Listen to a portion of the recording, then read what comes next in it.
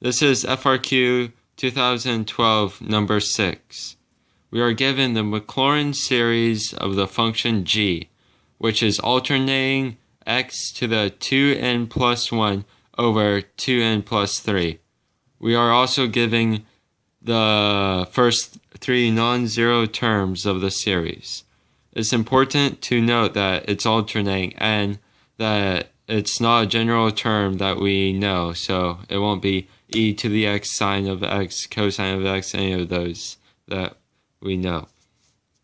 So for part A, we want to find the interval of convergence. We do this by finding the radius of convergence and then testing the endpoints to see if they are included or not. So to do the ratio test, we choose the ratio test because it's one of the easier ones to do, because we know it's going to be less than 1. So we take the limit as n approaches infinity of the function to the n plus 1 time divided by n, the function with n plugged in. This will give us x squared is less than 1. We know this section is going to be 1 because it's going to end up 2 over 2, which equals 1. And we can write absolute values here, but they're not needed because it's x squared. This 1 is the radius of convergence. So now we need to see if this number and this number work or converges or does not converge.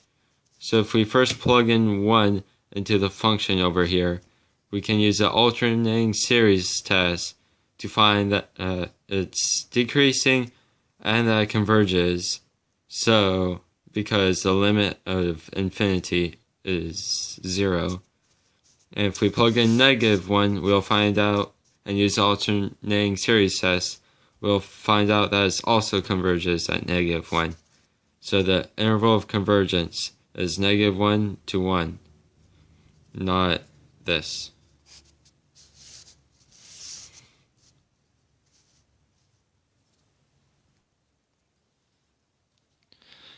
They tell us that the sum of the first two terms evaluated at 1 over 2 is 17 over 120.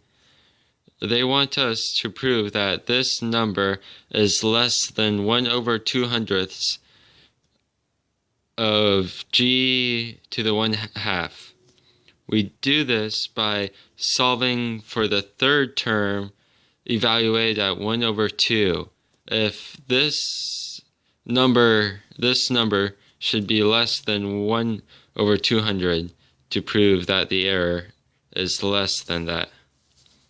So if we evaluate 1 over 2 to the 5th divided by 7, we'll get 224, which is less than 1 over 200. So the error is 1 over 224 if we go to the second term. If we were to take it one term more and they gave us the sum of the first three terms and find the error of those three terms, then we would evaluate the fourth term at that number, and that what we get from evaluating the fourth term will be the error of the first three terms.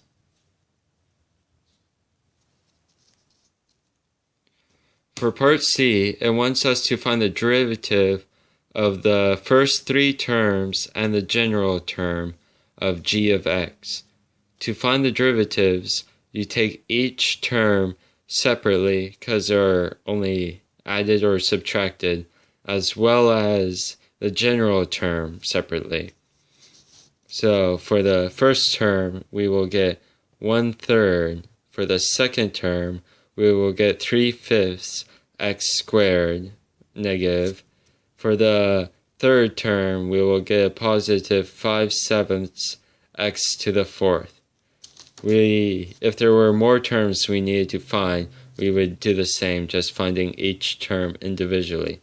for the general term, we see that it's x raised to the 2nth minus plus 1 divided by 2nth plus 3.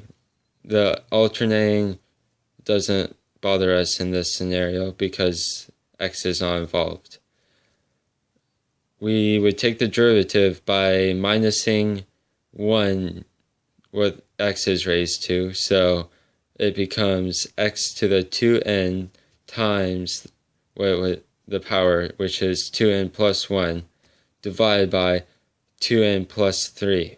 The common mistake is either taking the derivative of n or something other misconceptions, but when finding the derivative of the general term, you just only take the derivative of x, and if there is more x's involved, you either do the chain rule or break it up into parts.